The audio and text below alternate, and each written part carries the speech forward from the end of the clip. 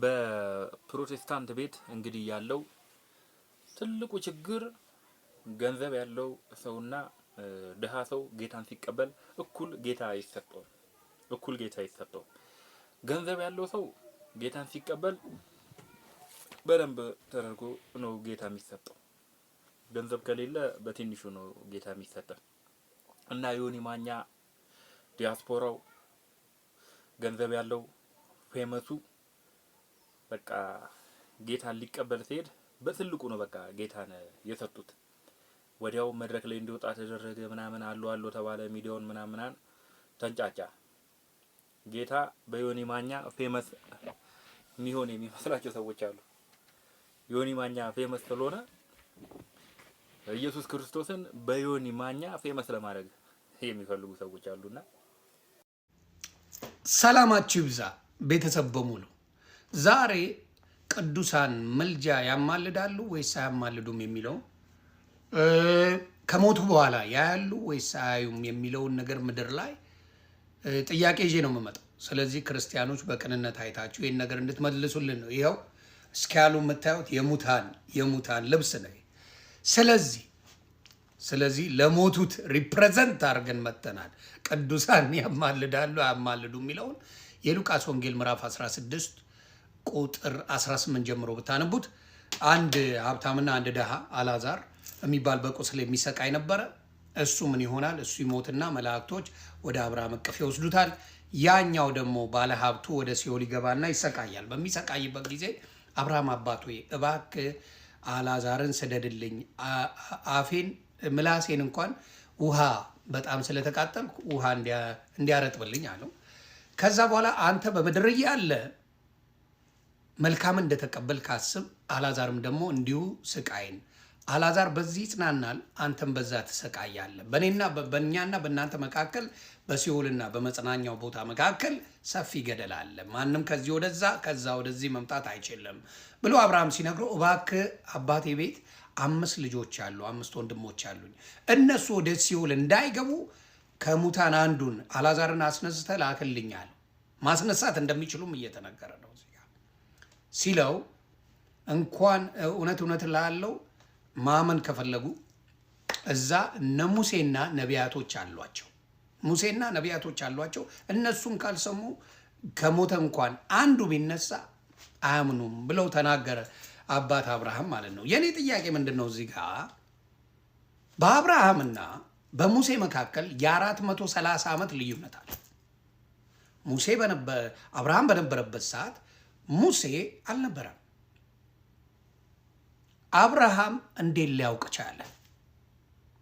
ይሄን መልሱልኝ። አብርሃም ምድር ላይ ያለውን ነገር እንዴት ሊያይ ቻለ? የ430 ዓመት ልዩነት እያላቸው አብርሃም እንዴት እነ ሙሴና ነቢያቶች መኖራቸው ምድር ላይ እንዴት ሊያዩ ቻሉ? ስለዚህ ቅዱሳን መላእክት ምድር ላይ ያለውን ነገር ማየት አይችሉም ብለው ለሚሉ ሰዎች ይሄ ነገር ስራቸውን ያፈርሰዋል ማለት ነው። ማየት ይችላሉ። ማየት ከቻሉ ደግሞ እግዚአብሔር ማየት ከሰጣቸው ቅድስና ስላላቸው የሰጣቸው ቅድስና ምን ማድረግ ይችላል? ሌሎቹን ምን ማድረግ ይችላል? ማማለድ ይችላል ማለት ነው። አይ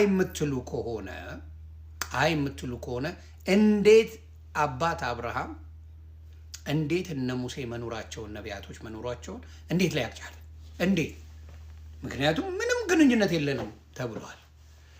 ነፍሳችን ሕያው ነው። በሲኦልም ሊሆን ይችላል፣ በመጽናኛም ቦታ ሊሆን። ነፍሳችን ሕያው ነው። ስጋ ብቻ ነው የተለየን።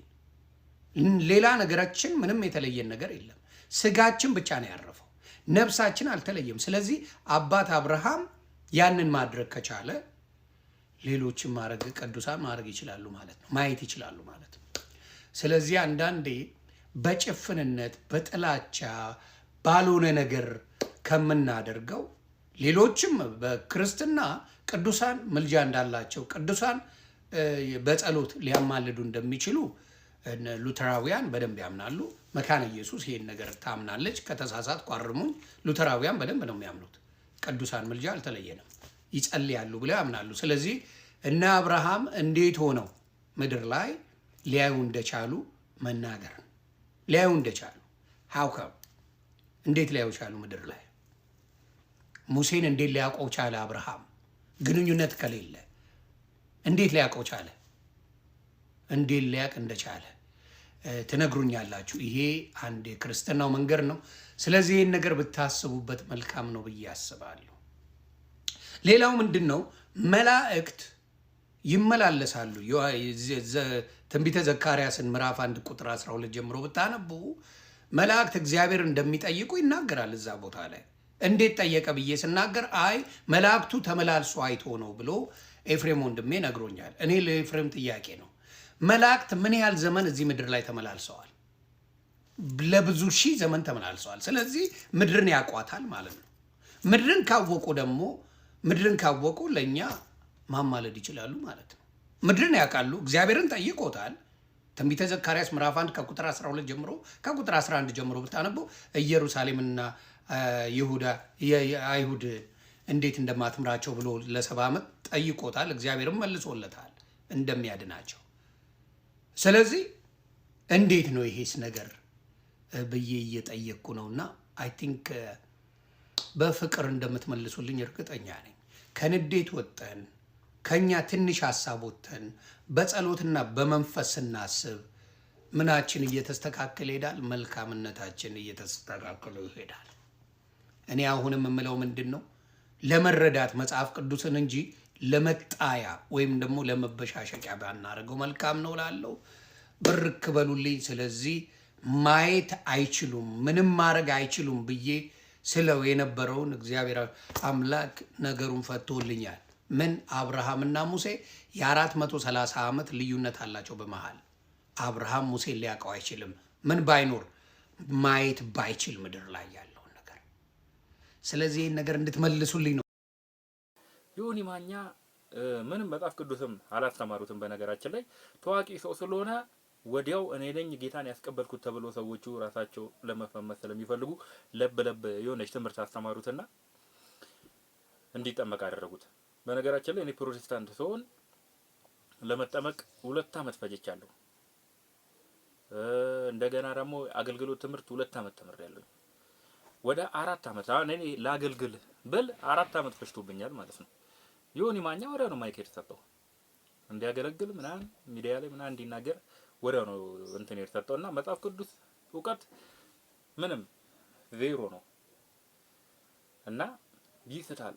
በዛ ምክንያት ነው የሚስተው። እኔ አሁን በፕሮቴስታንት ውስጥ ገብቼ እንግዲህ አየሁትኝ የማይመቹ ነገሮች አሉ። ኦርቶዶክስን ቤት የማይመቹ ነገሮች አሉ።